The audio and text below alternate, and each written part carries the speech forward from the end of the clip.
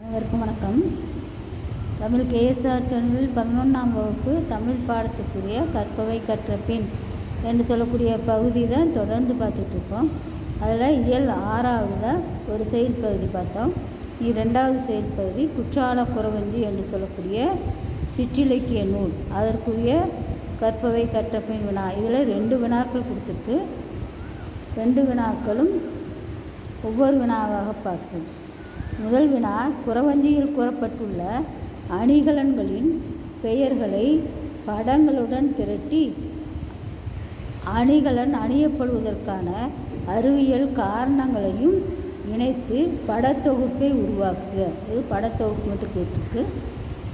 ரெண்டாவது வினா, குறவஞ்சியில் இடம்பெறும் உரையாடல் நயத்தை புலப்படுத்துக. அது சிங்கன் சிங்கி என்று சொல்லக்கூடியவர் இருவரும் உரையாடுகின்ற அமைப்பில் இருக்குது.